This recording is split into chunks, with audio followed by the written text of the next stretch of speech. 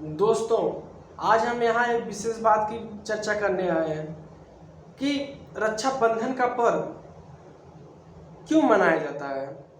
रक्षाबंधन की शुरुआत कब और कैसे हुई और प्रेजेंट टाइम में भाई बहन का प्यार शादी से पहले क्या होता है और शादी के बाद क्या होता है।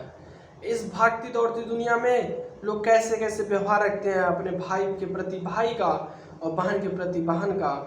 दोस्तों, हम पहले बात करते हैं इसके इतिहास की। रक्षाबंधन की शुरुआत कहाँ से और कब हुई। दोस्तों, इससे रिलेटेड 3 मत है। कुछ का मानना है कि रक्षाबंधन की शुरुआत महाभारत काल से पांडवों के दरबार से शुरू होती है। जब शिशुपाल और भगवान श्री कृष्ण प्रेजेंट थे महाभारत काल में दरबार में, तो शिशुपाल गलती पे गलती किया जा रहा था और 100 गलती पूरा होते हुए 101 गलती पर भगवान श्री कृष्ण ने अपने सुदर्शन चक्र से उनकी गला को काट देते हैं। और जब सुदर्शन चक्र उनके हाथ में जाता है दोबारा उंगली में, तो उनकी उंगली कट जाती है। दोस्तों, उसे देखते ही इतना खून बहने लगता है कि द्रौपदी ने अपना चीर फाड़ा और अपने भगवान श्री कृष्ण की उंगली में बांध दी। इससे भगवान श्री कृष्ण ने वादा किया कि मैं आने वाले समय में हमेशा आपके साथ खड़ा रहूंगा, हमेशा मदद करूंगा। और हमें यह वादा देखने को भी मिलता है जब दरबार में द्रौपदी का चीरहरण हो रहा होता है।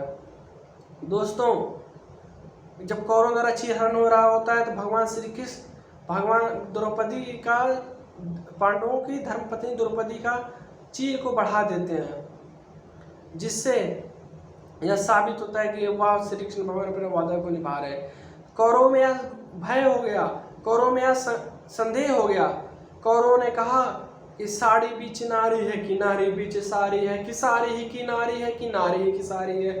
दोस्तों, कि साड़ी ही नारी है या नारी ही साड़ी है या तो दोस्तों, और इस हिसाब से इसके बाद से हर एक बहन अपने भाई को राखी बांधती, धागा सूत्र बांधती है।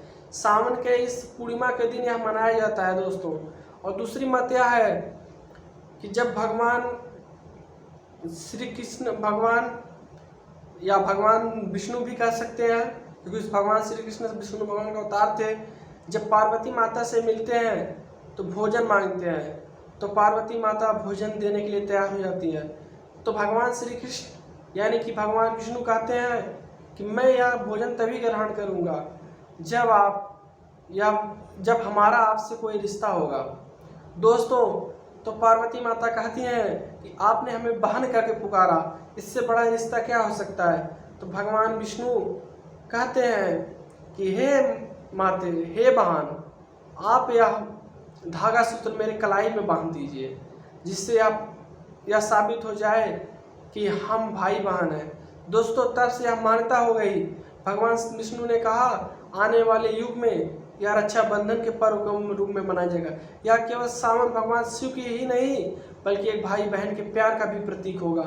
दोस्तों, जो तीसरी और सबसे लास्ट मान्यता है वह मान्यता यह है जो सबसे ज़्यादा सुनी जाती है कि जब महाराज बलि जब 10 यज्ञ पूरा कर लेते हैं तो स्वर्गलोक में हड़कंप मच जाता है कि कहीं बलि स्वर्गलोक पे भी कब्जा ना कर ले। तब भगवान विष्णु वामन अवतार धारण करते हैं और बलि से भिक्षा मांगने निकल पड़ते हैं। तो बलि ने कहा कि हम आपको 3 पग की धरती देंगे, जिससे वामन अवतार भगवान विष्णु ने पहले पग में पूरे स्वर्ग को नापा, दूसरे पग में पृथ्वी को नापा, तीसरे पग में बोले कि कहाँ रखूं। तो भगवान जब रखने की बोले तो बलि ने कहा कि आप एक तीसरा कदम हमारे सर पे रखिए। जब तीसरा कदम सर पे रखे तो पाताल लोक चले गए। पाताल लोक में बलि ने खूब तपस्या की भगवान विष्णु की। जब भगवान विष्णु ने वरदान देने को कहा तो बलि ने कहा कि आप सदैव मेरे साथ रहिए। तो भगवान ने तथास्तु का वरदान दिया, तथास्तु के वरदान को पूरा किया और द्वारपाल बन गए। जैसे जैसे कुछ समय बीता, महालक्ष्मी जी को याद आया। महालक्ष्मी जी ने भगवान नारद से इसका उपाय मांगा कि नारायण जी को कैसे छुटकारा लाया जाए। तो भगवान नारद ने उन्हें उपाय दिया भगवान लक्ष्मी जी ने वह उपाय क्या था, हम आगे देखते हैं। भगवान लक्ष्मी जी बलि के पास जाती हैं पाताल लोक और धागा सूत्र बांधती है हाथों में। तो उपहार में बलि ने बोला कि आपको क्या चाहिए, तो लक्ष्मी जी नारायण भगवान विष्णु का आज़ादी मांगती हैं, स्वतंत्रता मांगती हैं।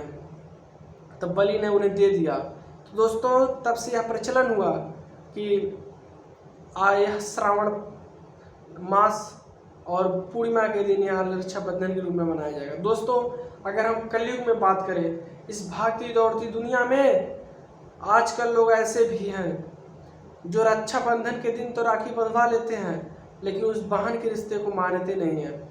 दोस्तों कई बार हम न्यूज़ सुनते हैं कि भाई बहन के रिश्ते को शर्मसार हुआ है। दोस्तों अगर इस सबको साइड में रखें, अगर भाई बहन के रिश्ते पे आए तो शादी से पहले हमारे बीच बहुत लड़ाइयाँ होती हैं, बहुत झगड़े होते हैं, लेकिन हमारे प्यार में कोई कमी नहीं होती दोस्तों। लेकिन शादी के बाद ऐसा क्या होता है, जैसे 3-4 साल बीतता है, हम अपनी दौड़ती भागती दुनिया में उनके पास जाना भूल जाते हैं। उस रक्षाबंधन एक ऐसा दिन है जिस दिन कम से कम हमें अपने बहन के पास जाना चाहिए और राखी बंधवा के अपने प्यार को और हर साल वादा करना चाहिए कि हम आपके साथ खड़े हैं दोस्तों।